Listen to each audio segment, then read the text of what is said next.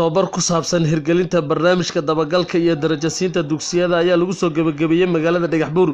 Tababarkan oo socday muddo 3 maalmood ah ayaa waxaa loo qabtay khabiirada dabagalka waxbarashada ee gobolada Jarar, Doolo iyo Nogob, kuwaasoo la barayay cashiro la xiriira habraacyada qiimeynta iyo darajasiinta dugsiyada waxbarashada ee deegaanka.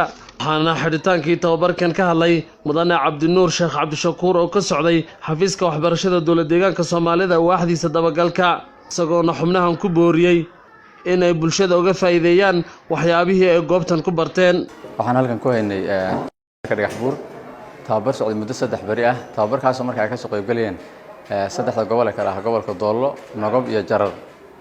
ujeedada marka tababarkan loo hayay waxay ahayd in dhammaan heerar kala duwan dugsiyada laga hirgeliyo barnaamijka qiimeynta iyo darajasiinta dugsiyada, iyadoo markaa laga duulayo barnaamijkan muhiimadiisuna iyadoo ah markaa in barnaamijkan uu yahay barnaamij kaalin mug leh ka qaata hirgelinta halbeegyada tayada waxbarashada, iyadoo marka laga duulayo dhanka gashiyada waxbarashada, dhanka geedi socodka barasbarasho iyo dhanka natiijada iyo anshaxa ardayda. waxyaabaha marka lagu tababarayo muddada tababarku socday xubnahan dabagalka ah ee degmooyinka waxay ahaayeen habraacyada lagu qiimeeyo dugsiyada barbaarinta carruurta ama KG-ga, dugsiyada formalka ah, dugsiyada ABE-da iyo dhammaan xirmooyinka hirgelinta barnaamijka darajasiinta dugsiyada. marka guud ahaan tababarkan waxaa soo diyaariyay xafiiska waxbarashada heer deegaan, gaar ahaan geedi socodka dabagalka waxbarashada guud, kaasoo markaa baryahan dardargelin ugu jiray sidii looga hirgelin lahaa barnaamijkan darajasiinta dugsiyada dhammaan gobolada. Geesta kale qaar ka mid ah xubnihii qaatay tababarkan ayaa sheegay inay waxyaabihii ay ka faa'iideen tababarkan muddadii socday ay gaarsiin doonaan goboladii ay ka kala yimaadeen. tababartayaashii muddadii 3 maalmood u dambeysay ku qaadanayay tababarkan maaragtay ku saabsan geedi socodka darajasiinta dugsiyada. Samaan ogsoonahay barnaamijkan waxa weeye barnaamij aad muhiim ah, waana qaybta kaliya ee la oran karo quality assurance ama tayada waxbarashada qaybta ugu muhiimsan ee ka qayb qaadan karta.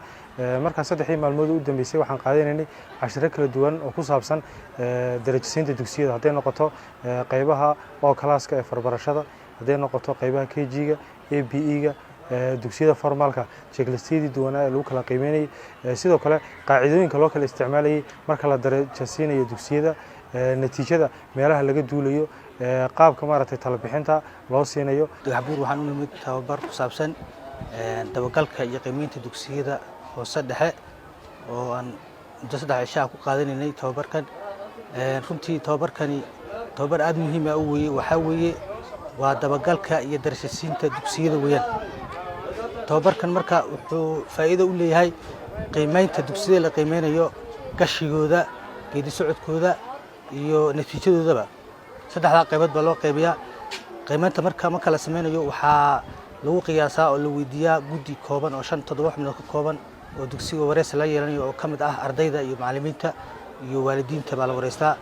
taa marka waxay natiijo waxaa ka dhalanaysa dugsigaasi heerka uu marayo qaybta xagga gashigiisa, macnaha agabka waxbarashada meesha yaalo, dhismihiisa, manhajkiisa, macallimiinta ka shaqeysa, shaqaale hoosaadka, nadaafadiisa, macnaha ii sheegay dhammaan wax alla wixii dugsiyada looga baahnaa baa la qiimeynayaa.